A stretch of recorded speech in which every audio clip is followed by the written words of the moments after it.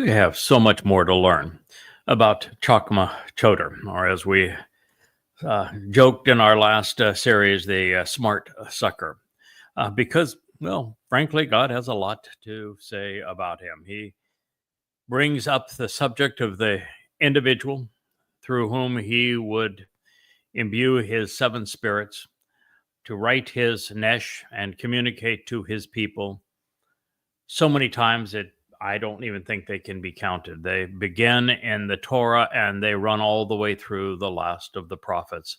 And here we are in Jeremiah, and we're being introduced to that concept because God is asking his people, through whom can I choose to speak? Who will respond? And who can I choose to testify as a witness to both warn and to sustain? And of course, the answer to that question was, among Jews, no one. Not for 26 centuries. That's a long time. And we've just learned that God said, no, I'm going to sit this one out. He said that in the prophet Isaiah, the 18th chapter, after describing the war that the world brings upon Israel and itself. In the 17th and 18th chapter, God said, I'm just going to sit this one out. I'm going to have nothing to do with it. I'm going to just be serene and in heaven. God's got the wherewithal to do as he wishes. And he just says, humanity, and even his own people are just so nasty, so religious, so political, so misguided that I'm just going to sit this one out. And then he says, so I'm going to choose to find someone who I can speak to, who will respond. I'm going to find someone who can testify as a witness to sustain and warn. And wouldn't you know it, I got that job. I didn't read the small print. It's one of my worst habits. I typically will sign long contracts without actually reading them. I'll just scan them to make certain that the major points that we had discussed that were, of significant issue are correctly stated. And if you were to read and try to argue over all of the legalese and what does this mean and every contract as a businessman, you would get nothing done. And it is common practice. That's what we all do. And I did that with the Iowa too. Here's the contract, kid. Just sign right here. We'll be fine. We'll get going. Little did I know how many codicils he was going to add to this sucker by the time we reach the end. Like, for example, well, I'm going to be with you every step of the way. We're going to get this done together. Yeah, you really, apart from the help I'm going to give you, you're going to have to bring people back to me before I'm going to re-engage and their lives and show myself again. And that's kind of where we are. I was yesterday, I did something that really turned out to be fairly remarkable. It was yesterday morning, and we were broadcasting live with a live stream from our Rainbow studio. And I spent the first 15 minutes of that broadcast talking about the blowout between Donald Trump and Elon Musk, and telling our listeners that I had predicted this going back to January 21st, inauguration day. And what's interesting, at that time, the only thing that had come out in the news was Donald Trump saying, I'm disappointed in Elon Musk. Nothing else. And well, over the next 8 hours, it became the equivalent of World War III, with the two of them going at it, and Trump digging in and saying things that no president should even think, much less do. And let's be clear, Donald Trump started this. He was just a vicious man. But it is interesting that I not only foresaw that this breakup would occur and that it would occur this viciously, and for this reason. I gave the reason, I gave the timing, I gave the degree that it would happen back on January 21st, 5 months before it actually played out. The only person that could predict exactly what was going to happen and did. And then I've actually pulled out the posts that I wrote back then and have reposted them just to verify this. But I was so confident in what I had seen that with a single line from Donald Trump, I announced that this breakup was underway.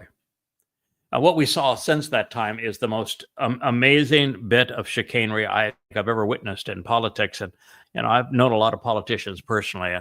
It's just the single worst thing I've ever seen.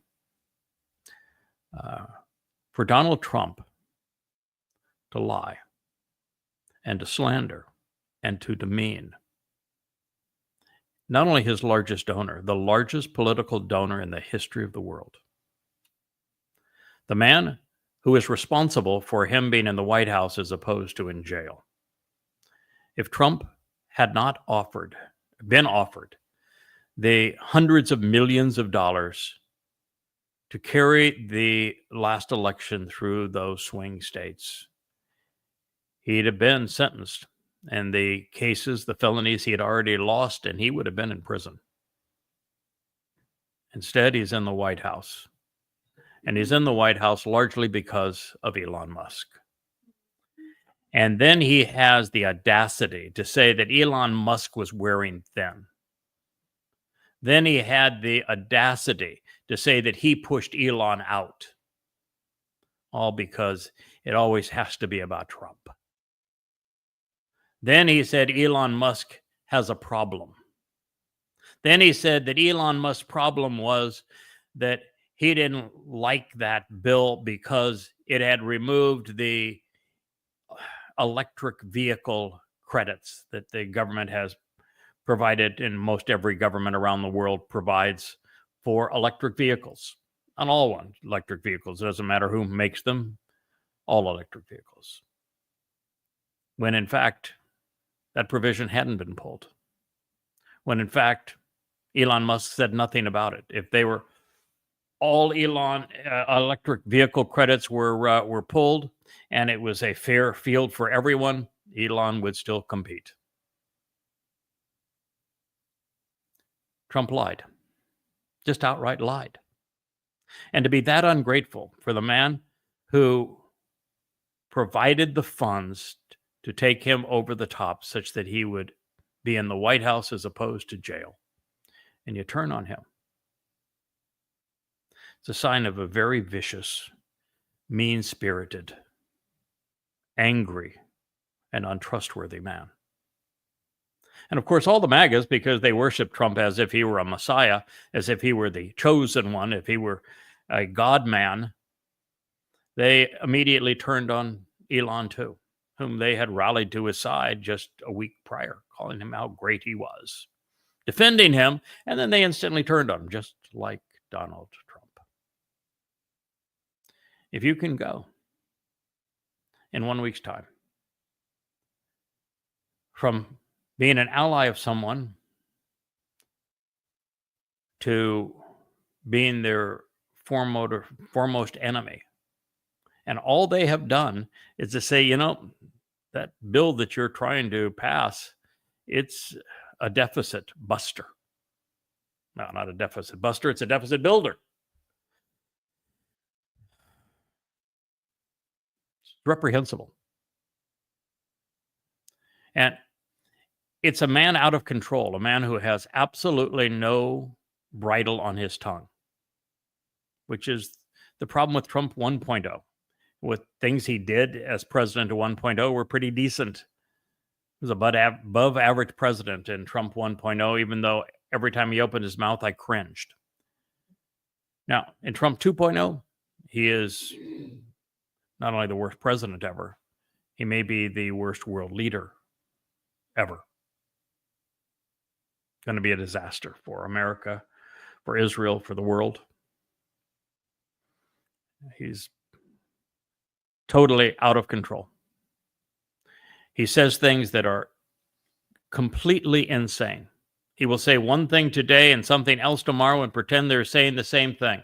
He'll absolutely get his clock cleaned on something like the tariffs on China and then claim it's a victory. He'll say stupid stuff like resorts in Gaza and emerald cities for fake Palestinians and the Sinai without even thinking it through. He'll go from we're going to bomb Iran like they've never been bombed before to let's sit down and have chit chats through Oman, which is like asking the village idiot how to build a spaceship to go to Mars. Also, that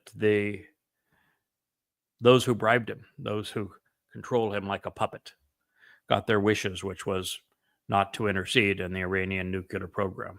Bought time. And now that Iran has said, F you, Donald, we are not agreeing with your deal.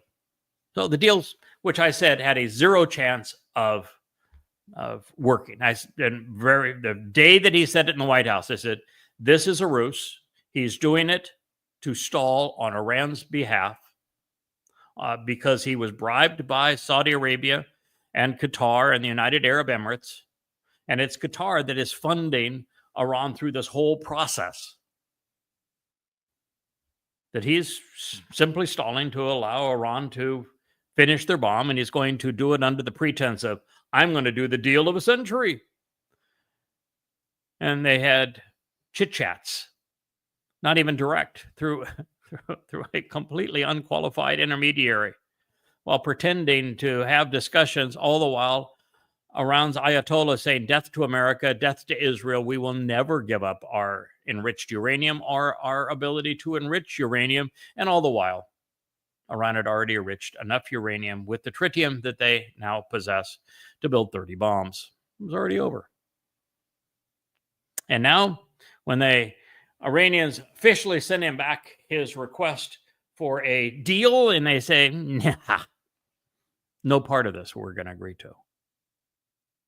Trump says, well, I'll consider sanctions now. He's a train wreck. You know, a week after telling the world that Putin was crazy, absolutely crazy. I mean, I get along with him fine, but man, he's just crazy. He's calling Putin and begging Putin to intervene with Iran to do a deal.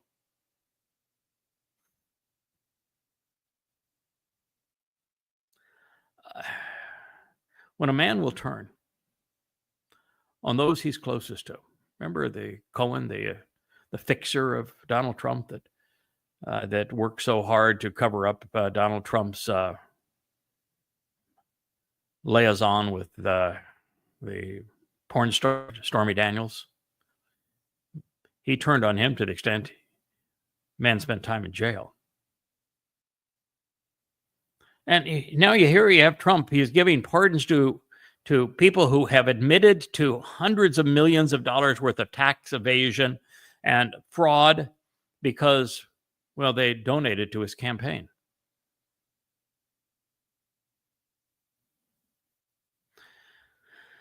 This blow up now with Elon Musk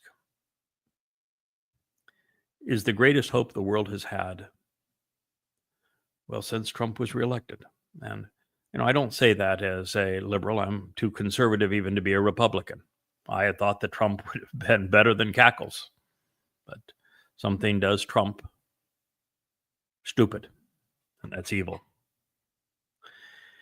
And I say that he is the last great hope for the world is because Trump's behavior vis-a-vis the proxy war against Russia through the Ukraine is insane. So volatile. He's adding fuel to what will be a nuclear inferno. His behavior vis-a-vis Israel is so blatantly horrible that it's obvious he's going to betray Israel. And betraying Israel is the catalyst for the next world war, just as was betraying Czechoslovakia and giving Czechoslovakia to Adolf Hitler. before World War II. What he's done now with Iran, what he did with the Houthis, I'm going to bomb them like no one's ever been bombed before, until our bombing did absolutely no good. And we lost a bunch of airplanes, nearly lost an aircraft carrier. And he sailed off, tail between his legs, and said, "We won. They conceded." No, they didn't. All they said is, "If your ships aren't here, we won't shoot at them."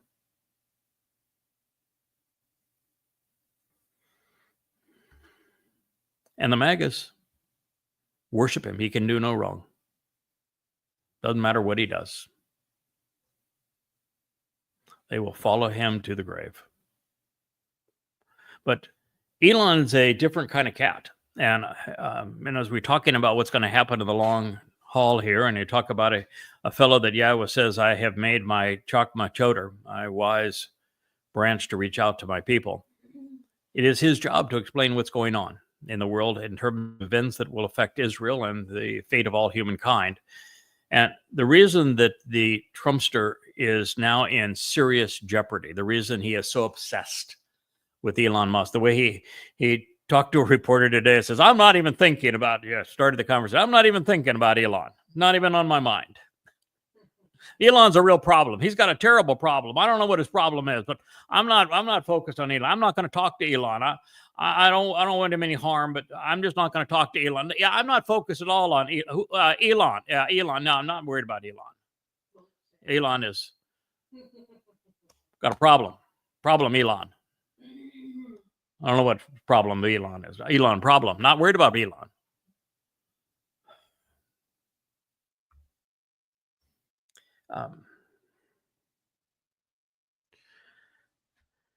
Trump, because he couldn't bite his tongue, brought himself down. Elon Musk is a rare dude. He's the wealthiest man in the world, hundreds of billions of dollars, self-made. Now, some of the things that Elon has done, I'm not so impressed with. I don't much like his partner and PayPal. The more you read into that, not so good. And some of the investments he's taken from the Saudis and the Kuwaitis, who are so destructive to what's happening on college campuses and the degradation of America and this Marxist Muslim rage against Israel, and the funding of Islamic terrorism, not so good. The hive for anti-Semites he's created on X, not so good. But the fact is, Elon lives in a shoebox. He's not impressed with money. Elon knows that he built Tesla from scratch. He knows that he built SpaceX from scratch. I mean, SpaceX hardly even existed 5 years ago, and now it's the dominant space launch platform in the world. Starlink, what a dream. I'm going to unite the entire world by internet by sending up hundreds of thousands of these satellites. I mean, it's the most amazing thing in the world. Elon knows if he were to lose Tesla, which is not likely. In fact, the Europeans are telling Elon, "Doors open, man. Come here. We'll support anything you want to do in Europe." Same thing would be true in China. Same thing would be true in Russia. He has a welcome mat to the world right now. That's how much the world hates Donald Trump, disrespects Donald Trump. But Elon would say, if I lose it all, if I lose SpaceX, I'll create a new one. If I lose Tesla, I'll create a new one. If I lose Starlink, I'll create a new one. I've got, $350 billion that I could blow through, and it's not going to change my life one iota because I live in a shoebox right now. I'm not impressed by any of this stuff. He'll spend his entire rest of his life, if he has to, he'll spend all of his fortune to bring Trump down. Because Trump slandered him, lied about him, disrespected him, insulted his integrity. And a guy like Elon Musk, he is not going to suffer that. And so he has the opportunity to actually bring Trump down. And bringing Trump down would be the greatest thing from the world. You could delay world war. You could delay the forfeiture of the heart of Israel to the Muslims. You could save countless millions, if not billions of lives. You could salvage the U.S. economy, at least for a period of time. That's with the Trumpster, it's a matter of years. Without the Trumpster, maybe 5 or 6 years. You gain 4 or 5 years and probably a few billion lives with him versus without him. And Elon Musk can do that. But it's just the right thing to do. It's the right thing to hold this madman, this insane, vicious, mean-spirited, duplicitous con man, the philanderer and thief, accountable. Somebody needs to stand up to him. Hopefully it's Elon. I think it might be. And for those who are interested, I have a pretty good track record, 100%, in predicting major events that have an effect on our world. I put this one in writing. I found the post last night. It was actually one of many saying exactly what was going to happen. And I have made hundreds and hundreds of other predictions of what's going to happen in our next 1, 3, 5, and 8 years. You may want to listen, particularly if you're a Jew or Israel, because that's my passion. Because I don't get any of them wrong. All right, so here's Yahweh was saying, I need somebody through whom I can choose to speak, who is going to respond to me. And I need someone that I can choose to testify and witness as a witness to sustain and warn, who is going to begin the process by listening. And that's really the biggest issue of all. It's why we're here. The religious don't listen to God. They pray to their God. Religious Jews, they never listen to God. They're always yabbering to him. And it's even a nameless God. If they are yabbering, wrote prayers to Hashem while doing one of this. Like a Stockholm child. Yeah, it is like a Stockholm child. Yeah. It's just pathetic. It's why God says, you look like dung to me. That's why he says, I'm going to sit this one out. I'm sorry. Don't bother me on this one. I'm sitting it out. And Jews, Christians, of course, that Pauline, pray without ceasing. And look at Muslims. Their lives are dominated by this prostration prayer where they have to humiliate themselves and put their nose on the ground and their butts in the air 5 times a day to Allahu Akbar, Satan. It's embarrassing, really, how foolish people are. And just think about a God who would say, I don't really give a crap if you listen to me. If you don't know me, or it doesn't matter. It doesn't matter what you call me. I don't really care. I just want you to yabber all day and beg me for things. That's what I'm looking for.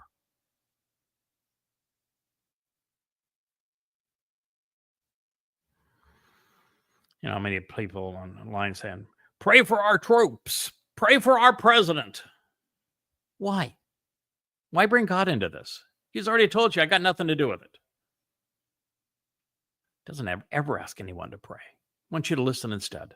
Now, in our case, our relationship is pretty much dominated by listening. I did nothing but listen to God for the first 23 years of the 24 years we've been together. It wasn't until this past December that Yahweh says, okay. You've done a great job of listening. You've done a great job of writing. It's time that you start talking. I'm not talking to him. I'm talking for him. I'm talking to his people. Because After listening for 23 years, well, I wrote all of these books behind me based upon what God is saying to his people. It's all about listening. It's called Shema. It's one of the most important requests God makes of his people. Listen, Yisrael. Yahweh is God, Yahweh is one.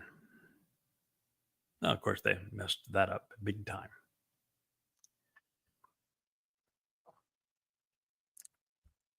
God says that the reason it can't be a Jew that he's going to choose as his witness is because they have uncircumcised ears. They're stubborn. They're unresponsive. They're incapable of listening. They're incapable of comprehending. So look now and notice that the word of Yahweh, that would be the Torah and the prophets, now exists as an insult to be scorned and disrespected by them. That's the nature of the Talmud.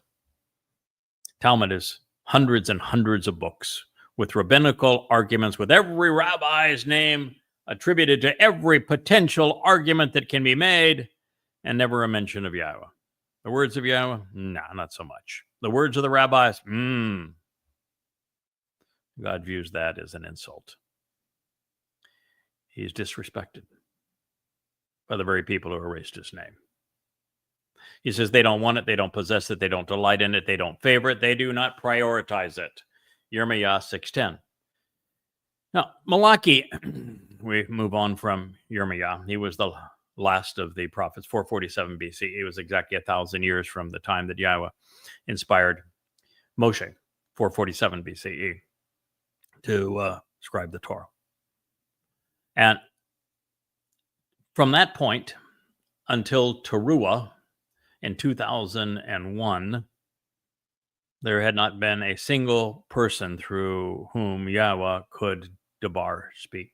And even with us, it would take us a while. For there to be a final Ud, witness, to admonish and assist Yisrael and Yahudim, someone would have to Shama, listen, first.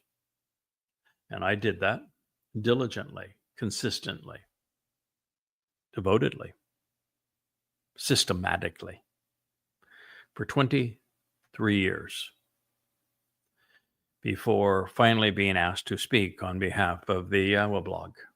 It's one of the reasons why I know that there is zero chance that there can be someone else filling the role of a Choter, of the Nakri, of the Bashar, of the Adam of Parah, of the Bomen Edom, this man from Edom who saves many. For Yada, is because there is no other Yada Yahweh, and Yahweh says that the name of his Nesh is Yada Yahweh. But there's 23 years of writing the 35 books that sit behind me and on the shelf at yadaya.com that have prepared me for this year of the Yahweh blog. There's no one else who's there. No one else is even within 22 years and 11 months and 29 days of that time. And it takes all of that. One of the things that is so interesting about why me and why you, because that's what Yahweh wanted. He said, these are my people. I want you to speak to them. These are my plans for my people. I'm out of here. It's your job, kid. Do a fine job, because I'm expecting a big homecoming, a big party. I've already told the world about it, so don't disappoint me, kid. Kind of funny way of looking at it, isn't it? There's something exceedingly unique. Oh, there's an infinite number of things exceedingly unique about my relationship with Yahweh and what we have done together. But one of the things that is particularly distinct is that all of human history, and particularly, let's just now go back 2,000 years. From 2,000 years ago, there is not a single person who's been able not only to systematically disprove the Christian New Testament and every aspect of it, prove every part of it as a fraud, and to do so in the most convincing of all ways, a way that cannot be argued, which is to compare the text and the statements in the Christian New Testament to what Yahweh actually said. But I didn't just disprove the Christian New Testament. I proved that Paul was the agent behind it, and demonstrated the order that the books were written and who was inspired to do what by whom, and was able to prove that Jesus was created by Paul in 52 CE, that he did not exist. No one, not in 2,000 years, has even made that conclusion, much less proven it. And I did so. And I went one step further. I said, the illusion of a Jesus didn't come out of thin air. Paul was a rabbi, after all. Rabbis don't bring things out of thin air. What they do is they pervert what Yahweh has conveyed. And so there was a major happening in 33 CE on Pesach, Matzah, and Bekurim in Jerusalem. King of the Jews was in fact there. The ultimate Messiah, the very Son of God, was there, and he was crucified, fulfilling Passover. There was a germ of truth there, the ultimate germ of truth, and Paul simply robbed it. He counterfeited it, identity thefted it. And he ran with this idea that this person wasn't Dode. No, he deliberately buried Dode and deliberately kept Dode out of heaven so that he could run the myth of an Iousu Christou. And his arguments were insane. They were rationally fallacious.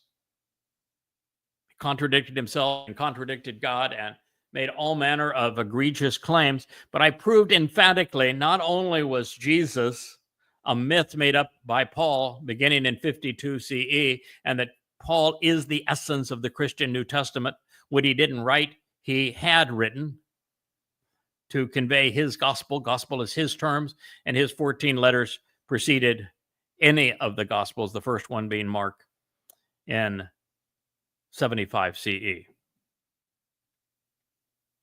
No one had ever done that. Now, why is that important? Because once you know that there was no Jesus, once you know that the Christian New Testament is a complete fraud, once you know that the claims about a Son of God and a Messiah are completely false, and the crucifixion was an actual event by the actual Messiah and the Son of God, you are in a position to announce the single most important revelation pursuant to Yahweh and his people. The Dode, David, the king of Israel, came in his second of three lives as the Messiah, as the Son of God, to fulfill Pesach, Matzah, and Bekurim, and that he foretold that he would be crucified 700 years before crucifixion existed, 1,000 years before he endured it, and he also testified the exact day that he would arrive to do this 700 years in advance.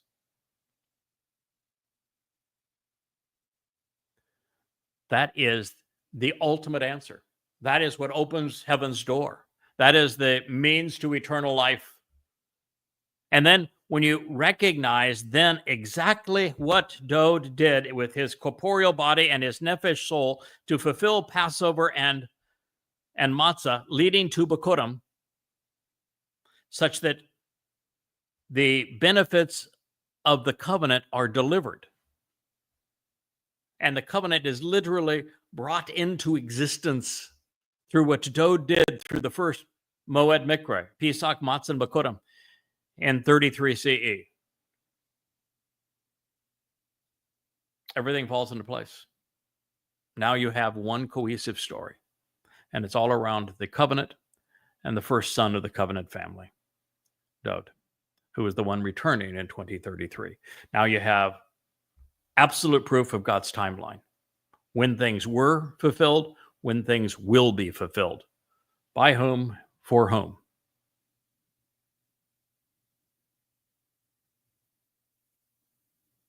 No one had ever even come close to 1% of that. And yet, nothing is more important to God's people and to his message. And at the same time, this individual wrote 5 volumes, in addition to the 5 volumes proving everything I've just said about Christianity and the lie of Christianity.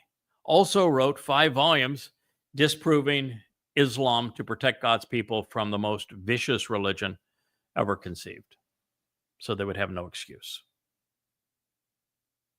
The only person ever to write against Islam under his own name and survive it.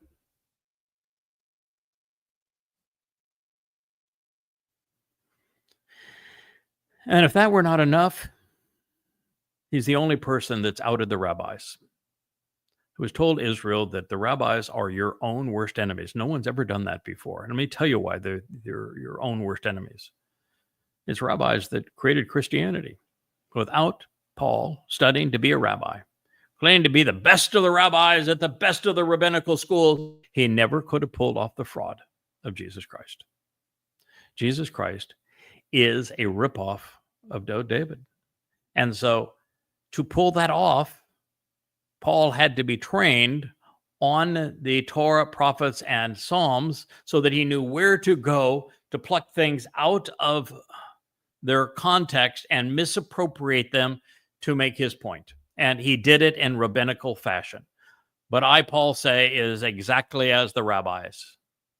Right. The rabbis. Rabbi Paul, first person actually to call himself a rabbi. The name title was not used by others in any written form until Paul begins to use it for himself. So to be the person who discovered that the rabbis are the ones responsible for Christianity, for training Paul to do this very thing. And then one step worse, that once Dode showed up exactly as he said, on the exact time that he said, doing exactly what he promised he was going to do, the rabbis, Jewish religious leaders, yawned. They didn't acknowledge it was him, denied his fulfillment. And they created the void in which Paul could write. And then when Paul wrote and made these claims of an Iousu Christou, they didn't refute them and say, no, wait a minute. It says this in Psalm 22, Mizmor 22. It says this in the first 30 Psalms. It's all about Dode saying, I'm going to do this. It says this in Isaiah 9 and 53. It pertains to Dode. It says this in 2 Samuel 7. No, it says this in Daniel 9. No, everything you're claiming is prescribed by and to Dode, and you can't steal it. You can't steal the promises that God made to his people and create a religion. All they had to do is to do what I did in Christianity 2,000 years ago, and there is no Christianity. Without Christianity, there is no Holocaust. Without Christianity, there is no 1,800 years of being persecuted and robbed of your humanity, living in shuttles throughout Europe. Without the Roman Catholic Church that Paul enabled. The rabbis created it. They created your worst enemy. And then it gets worse. Come Rabbi Akiba is the father of rabbinic Judaism. Rather than do what I did in Christianity and say, no, Jesus is nothing but a counterfeit of Dode. Dode is the Messiah, the Son of God. He's the one who came as he said he would and fulfilled Passover by being crucified. This is what he did. This is what he said he was going to do. And you're just lying. There is no basis for your claims. And all of the claims that we can make on behalf of Dode fulfilling Pesach, Matzah, and Makodim are stated by God and easily provable. They didn't do that. No, Rabbi Akiba instead fought a false Messiah with a false Messiah and promoted Bar Kokhba, from which Israel gets that God-forsaken star. He was the son of a star. But it's worse than that. Because in the process of doing this and promoting this myth, I think it was 25, 35,000 of Rabbi Akiba's acolytes died, and he blamed them for their deaths. Then he goes full berserk with his false messiah Bar Kokhba, starts a revolution, brings Rome back into Judea, and this time Hadrian doesn't play around. He crucifies hundreds of thousands of Jews. And he doesn't just create the final diaspora, which again led to the Holocaust, which again made Jews suffer, which estranged Jews from their God and from their land. But he's the reason that there is a Free Palestine movement today. Without Akiba, it doesn't exist. Because when he egged Hadrian to come in to stop his revolt under a false messiah, Hadrian's the one that came up with the ethnic slur of Philistina to besmirch Jews, to humiliate Jews. No Akiba, no Palestine. No Akiba, no diaspora. No Akiba, no Holocaust. No Akiba, no rabbinic Judaism. And the generation before him, had they served Yahweh or his people, there would have been no Christianity. And had they not served Paul, there would have been no New Testament. Imagine now, Jews still living in Israel, no Christianity, no Judaism. But it gets far worse because in 600 CE, after writing the Babylonian Talmud as a God-forsaken document, claiming it is now Torah, and Babylon, of course, Jews that did not come back were living in Yathrib. And when Muhammad came to Yathrib as a failed wannabe messiah and ran out of material for his Quran, because up to that point, the Quran had been comprised of pagan religious practices that had gone on around the Kaaba for generations, Jewish folklore through the Arabs in Yemen who had converted to Judaism, and this never-ending argument. And that was really all there was to the Quran in Kaabaville, which was actually Petra, not Mecca. But when he left in shame after the satanic verses, after the knight's journey, after the never-ending argument, after the idolatrous indulgence, and he was looking for a place to go, no one would take him. They all just mocked him. He had in the range of 5 followers. And he found 20 pagans while out on the hitchhiking tour, trying to find some place that would take him in. And these 20 pagans were told this story about how he was the mouth of God, and that the messenger of God, and that he had a deal for them, that they could be co-thieves. They could steal for him, they could kill for him, they could plunder and rape for him, and that they got to rape anyone that they wanted to rape. They could steal anything they wanted to steal. They could kill anybody they wanted to kill and keep 80% of it so long as he got 20. And then beyond that, if they were killed killing for him, they'd go to heaven and have perpetual virgins. What a deal. All they had to do is sign on with the Pledge of Aqaba. And so these 20 pagans said, you sound a lot like that Messiah fella that our Jewish rabbis and Yathrib keep on telling us about. He said, Muhammad said, yeah, that's me. I'm it. Another false Messiah. And they said, all right. And it's called the Pledge of Aqaba. It's the year 1, day 1 of the Islamic era. We pledge to wage war on all humankind. And they have. And then when he got into Yathrib, he ran out of material for his Quran. And, you just can't make a Quran out of the never-ending argument and glorification of terrorist raids. Otherwise, you're going to be more like Genghis Khan or Kublai Khan, even if you get to be really successful at your terrorist raids. And so he needed material. And so what he did is he bought Talmud readings from the rabbis. And the rabbis sold Muhammad Talmud readings, which Muhammad twisted and claimed they came from Allah. And the Quran is filled with them. The whole reason that there's people named Adam and Noah and David and Solomon and Jesus, they had a hard on for Jesus. So, yeah, all of these individuals, Moses, they're all there because rabbis in Yathrib sold Muhammad Talmud readings, which he then twisted and claimed Allah made them and turned the Quran into a religious book as opposed to just a terrorist manifesto. Without the rabbis doing it, there is no Quran. There is no Islam. There's no 1948 war, no 1967 war, no 1973 war, no ongoing intifadas. There are no 10/7. 10/7 was nothing but a reenactment of what Muhammad did to the last of the Jews, because you see, when the rabbis weren't paid by Muhammad for the last of their Talmud readings, they started to mock him. And psychopaths don't much like being mocked. It's kind of like Donald Trump today.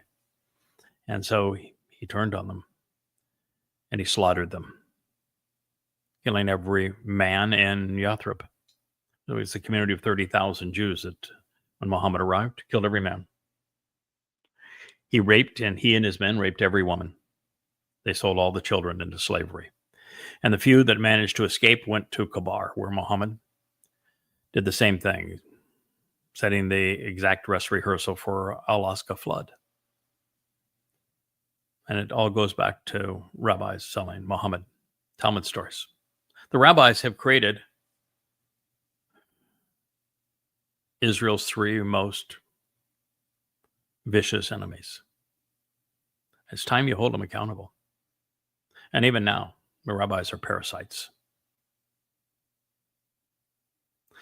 You know, there is has been throughout the years a whole lot of anti-Semitism that has been directed at Jews. And I'm here to tell you that the overwhelming preponderance of it is directed at rabbis.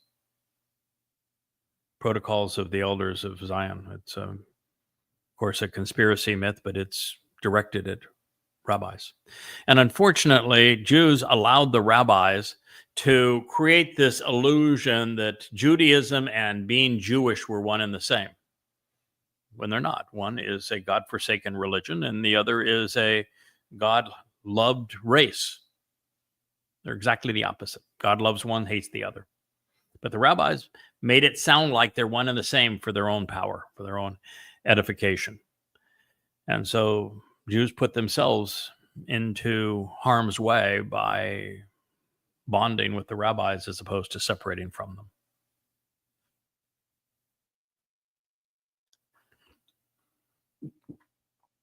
Do you know the country in Europe that was the most vicious on the pogroms long before even the Nazis rose to power, a century before the Nazis rose to power? It was the Ukrainians. Where's the birthplace of Haredi Judaism? Ukraine. Same time, 18th century.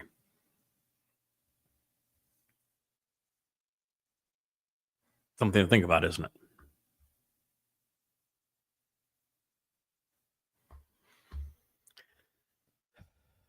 Sadly, Jews remain very good at talking, and far too few are good at listening.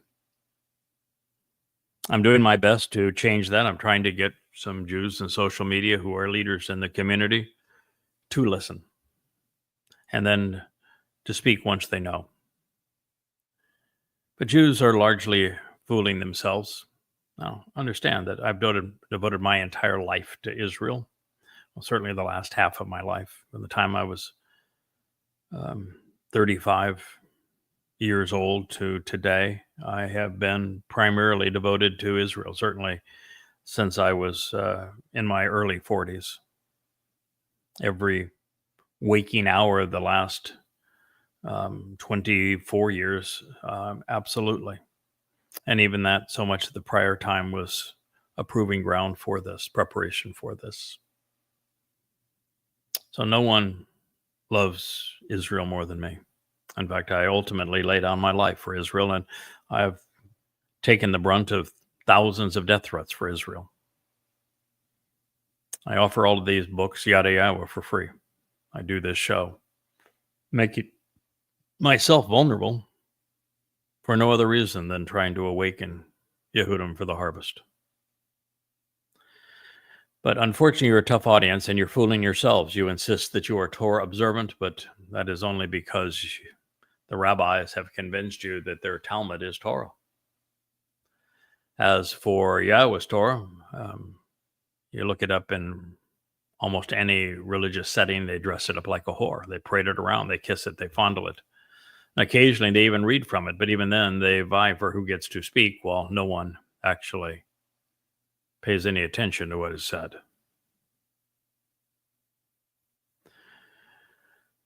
The simple truth is that rabbis and those who are misled by them love their names as much as they hate Yahweh's.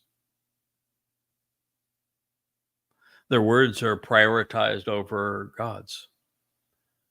And that, of course, is understandable, that they love being religious and Yahweh hates the religious.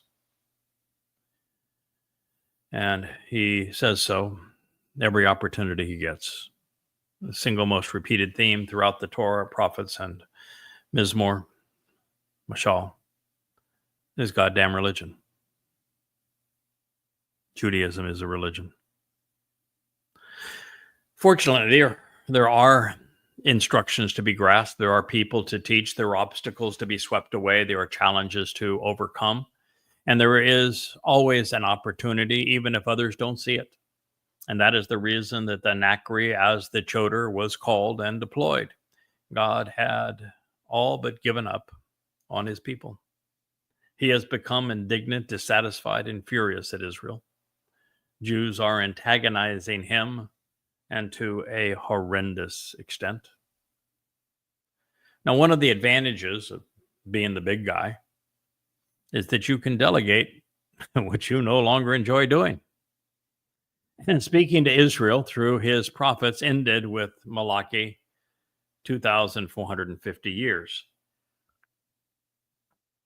prior to the time I was approached. That's a long time to be disgruntled and disengaged. However, this hostility, no matter how deeply entrenched, would have to end for the kingdom of Dod to begin.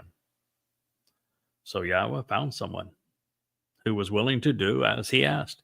He even allowed him to demonstrate his devotion by initially assigning him the three most deplorable jobs on earth.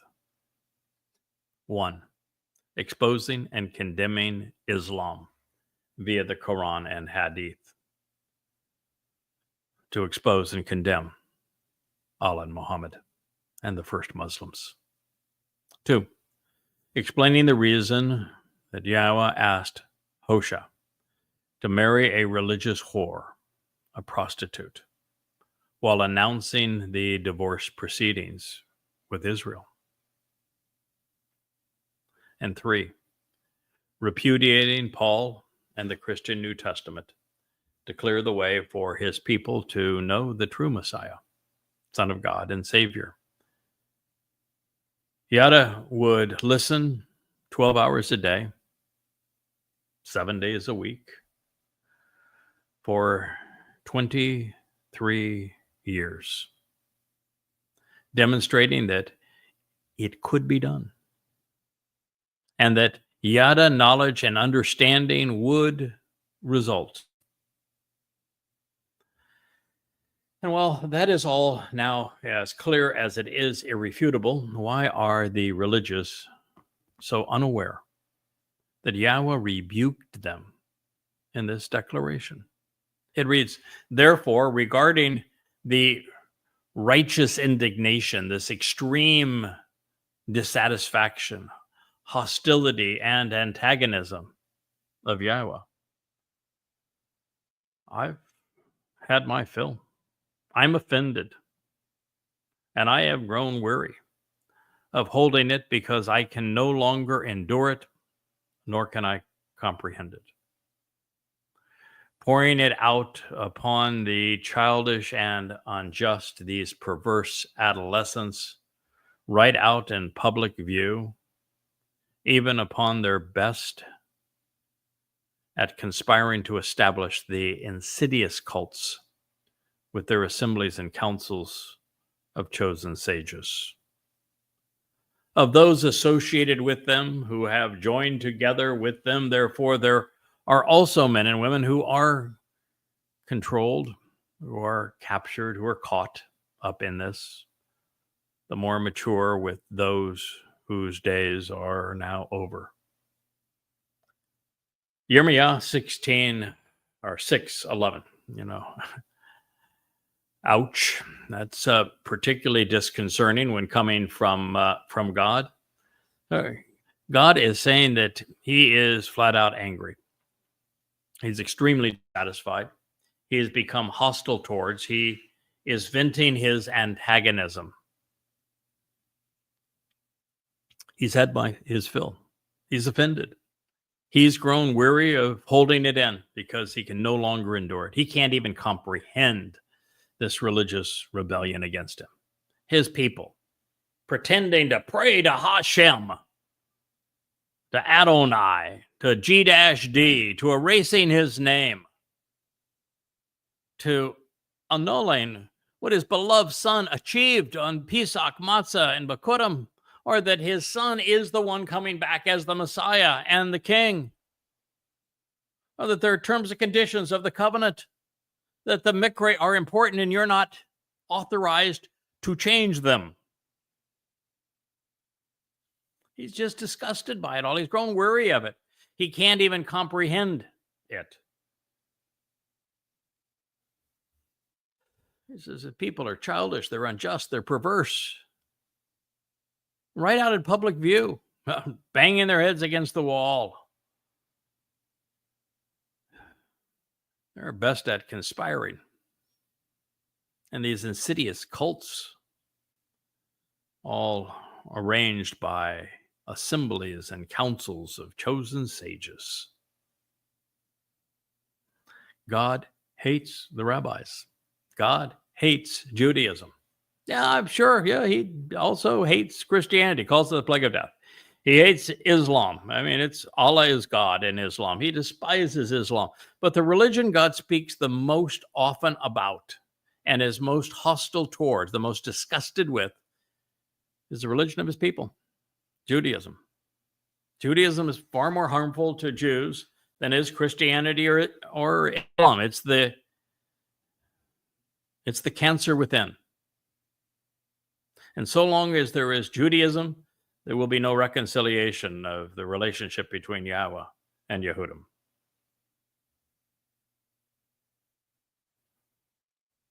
They've all joined together. Men and women are controlled. They're caught up in this. They're immobilized, paralyzed, seized by it. The more the days go by, the more it continues to capture them. And this is the blockade that we've been asked to knock down. This is the foe that I battle the most. Until I can convince Jews to recognize what I've said about rabbis is true, that they are the greatest and gravest enemies, not only to God's people, but to God himself. And that is the rabbis who are responsible for the next two villains, Christianity and of Islam. And that they're parasites today, sucking the lifeblood out of the nation. It's a tough pill for Jews to absorb because they're so wrapped up into their culture. but it is the truth, and it is vitally important. And that's the first step. The second step is then, once you have disowned Judaism, then you need to embrace Yahweh by name. Establish a relationship again with the actual Messiah, the Son of God, your Savior and returning King. Don't appreciate what he's done. Embrace the terms and conditions of the covenant and attend the Moed Mikre as they were intended. Understand the timeline that we're under. Learn as much as you can, as fast as you can, and then share it with as many as you can. That's where we are. When so many Jews wrongly claim devotion to God, God is saying, no, I'm disgusted by them. God hates the rabbis. When Yahweh says, goddamn religion, he isn't kidding around. And let's be clear, there is no other Jewish institution other than Judaism that could engender this disdain from God. Yahweh is offended by Judaism. He can neither endure it, nor can he comprehend it. The consequence of Yahweh's extreme dissatisfaction with Israelis and Jews is broad and deep, public and documented. He is spewing his resentment at the childish, perverse men and women, young and old, that now inhabit his land. But his ultimate antagonism is kindled towards those who conspired to create this insidious cult of Judaism with its sages, assemblies, and contrarian counsel. It is as perverse as it is controlling. Now, we have already seen the consequence of all of this. Rather than living in peace, Israel is surrounded by 1 billion Muslims. Many, if not most, seek their annihilation. And as we approach and enter the time of Israel's troubles, it is only going to get worse, with the next rendition of October 7th playing out 1,000-fold. This will be the last line I will read in this program because, well, it's something that we need to ponder.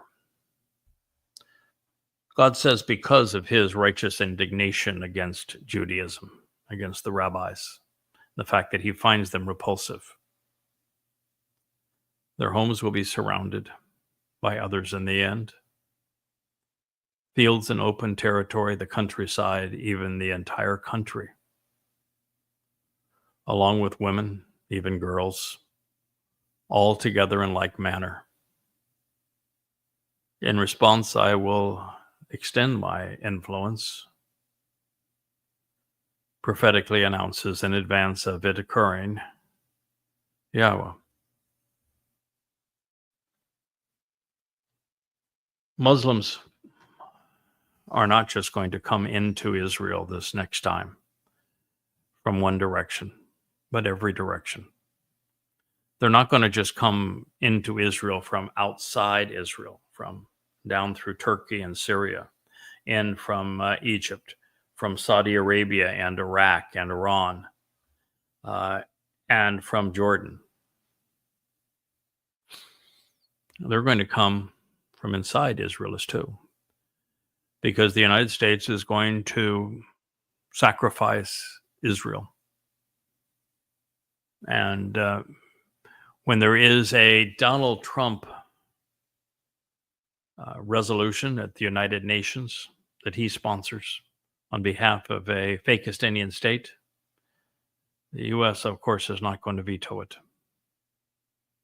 And the next October 7th will be 1,000 times worse in the number of jihadists, and it will be unable to be mitigated by the IDF, just as this last one was, but far worse, of course, because this time also the jihadists will come from inside Israel's heart. And they won't just attack southern farming communities and a music festival, but Tel Aviv. in Jerusalem. The homes will be surrounded. Open fields, the countryside, even the whole country. Women and girls are going to be preyed upon, all together in like manner. Ultimately, will extend his influence. It will be by way currently of the Yahweh blog and these books at yadayah.com, freely offered as the Yada Yahweh series. And then ultimately, as the Nesh, as Yahweh lifts up the banner playing these programs and their citations from these books, and the voices of Elia and myself from the Temple Mount, God's going to exert his influence, and he's going to bring a remnant of his people back to Israel. He's going to harvest, have two harvests between now and then, Shabu and Teruah. Then there's going to be the sacrifice of the red heifer, where God's going to influence his people positively and push all of those who have come to assault his people away, incinerating them, washing them away, and then replacing where they have come with the conditions that mirror the Garden of Eden, all while perfecting the final remnant of his people so that the adulterous woman of Israel can be betrothed to the returning king, Daud, and then enter the garden again on Sukkah. This is what Yahweh is offering. But you do need to know that since the Mossad, the Shin Bet, the IDF, government officials, societal influencers, and the rabbis were all completely inept in dealing with the pre-planned Al-Aqsa flood of October 7th, this horrid invasion of Israel by 4,000 to 6,000 Muslims from Gaza, most of them on foot, some on motor scooters and pickup trucks, mostly very lightly armed, many without weapons at all. Well, they're going to be even less competent, the IDF is, in the presence of what could be upwards of 4 to 5 million jihadists inside and surrounding Israel when the Islamic attack is rejoined in 2027, after the imposition of a Fakistanian state, based upon what Yeshaya Isaiah tells us. And their failure, no matter how tragic, though, will still be our opportunity. The last and best hope for Israel's survival will come at the moment she is most vulnerable, because there will be no other option but Yahweh, and the people will finally listen. And abandoning rabbinic Judaism and Israeli politics at that moment is going to seem like, yeah, it's probably okay to do because, well, they're not doing us any good. And life is hanging on by a thread. And this is why Yahweh will be extending his influence, first now by Yada, and then later joined by Elia. And so that brings us to where we are and where we are going, how we got here and how we will get there. And I thank you for listening to this edition to the Yahweh blog. We will pick up on this message probably tomorrow, because I think we will return to another session of our ongoing program on Katsir harvest, as we did last week in our family hour this evening, which will air beginning at 6 o'clock Eastern Daylight Time this evening. And so we would encourage you to join us there, where we will dive back into what has been really exciting material in Chakmah Choter. Can't wait to take you the next step through the prophet Yoel as we pursue that this evening. Thank you so much for listening. I am your host, Craig Wynn, also known as Yada, and this has been an episode of the Yahweh blog.